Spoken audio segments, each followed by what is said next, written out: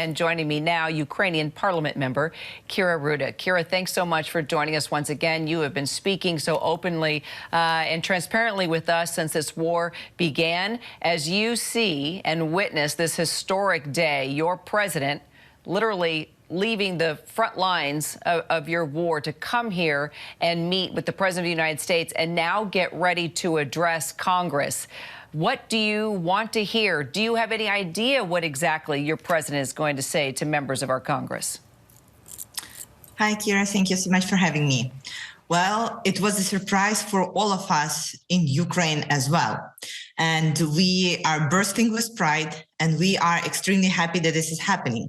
Just imagine a year before, if somebody would have told you that this will be happening, would you believe it?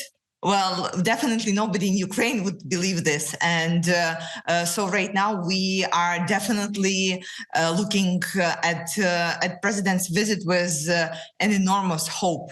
It is important for so many reasons. Well, first of all, it's a huge answer to everybody who was asking about so-called Ukraine fatigue. Here is the fatigue. President Zelenskyy is meeting President Biden and getting more support. And for us, it will be a really game changer because not only on the physical and military side, but also on the emotional side.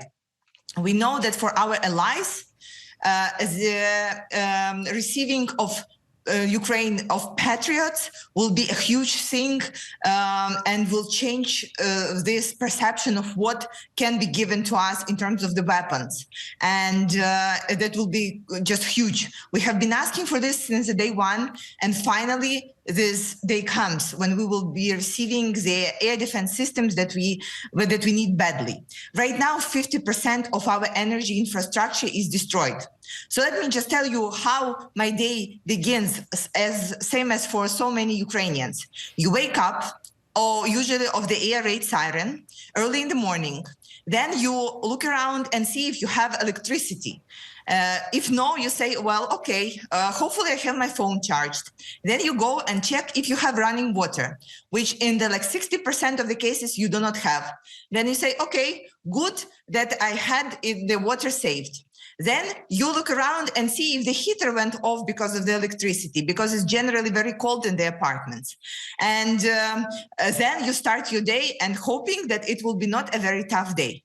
And just imagine inside of all of this, knowing that we have to put up with incredibly hard winter for everyone on the front, in our cities. Then you learn that the president is going to the United States and that he's going to bring more help, more hope. This is huge. This is huge for all of us.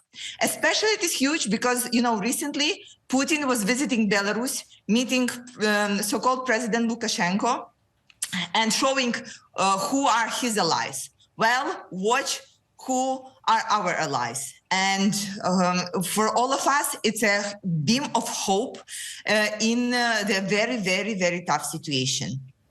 So, Kira, as you describe what you go through from the minute you wake up, along with other Ukrainians, of course, just wondering if you're going to have water or electricity that day, how is Parliament meeting, discussing, strategizing, doing politics like you need to do it on a daily basis? How is Parliament functioning right now?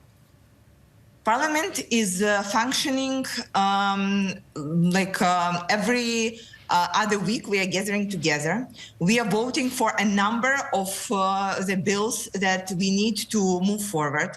We are doing a huge progress in terms of the Euro integration scope of the bills, and we are moving really through the list that we have to make our joining of the EU closer. We are doing most of the political debates behind the closed doors. It was one of our vows at the day one when we gathered and when we learned that the war started. And since that time, we are working together as one team, Team Ukraine. So we are going through all the bills and all the necessary requests that our army has, and they usually have a lot of different organizational, financial requests that we have to pass. We are working to make sure that due to our dire economic situation, we are using the funds the best way we can.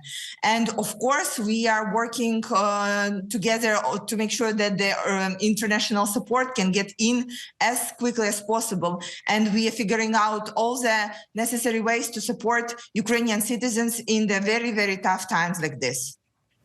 How are fellow Ukrainians remaining resilient? Not everybody has access, clearly, like others do.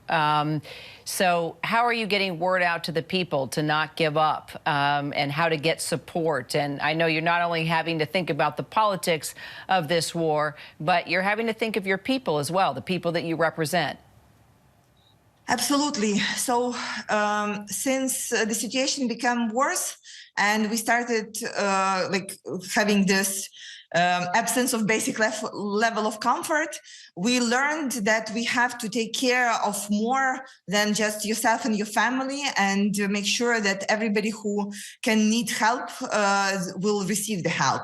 It starts with sharing the warm food and just sharing the generator that is running on diesel that you have with people who may need it, and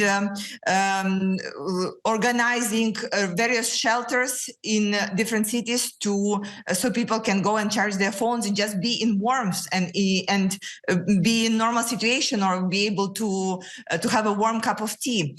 We know that the current situation is a result of Putin's attack because he wants to break our spirit. He wants us to complain, and he wants us to be annoyed at each other and break the unity that we have, because the unity is the key thing that is keeping us together and allows us to be resilient as we are. So we all understand this, and we are making sure that he is not successful in his attempt to break us. Well, we know where the danger is coming from. We know why we are suffering, and we know that we will not allow him to win in this matter as well. If Putin thinks that spending a couple of months without electricity and without the running water and having to wash with you just wet clothes, he does not know anything about us. He did not learn anything about Ukrainians at all during this war, because we aim to win. We aim to go through this as through the challenge, not a tragedy. And with the support of our allies, with the bravery of our soldiers, and with standing together strong and united, we are going to win this war. Indeed. And your resilience is quite remarkable, all the Ukrainian people. Kira Rudik, thank you so much for your time. We will stay in close touch. Thank you. Hi, everyone. George Stephanopoulos here. Thanks for checking out the ABC News YouTube channel. If you'd like to get more videos, show highlights, and watch live event coverage, click on the right over here to subscribe to our channel. And don't forget to download the ABC News app for breaking news alerts. Thanks for watching.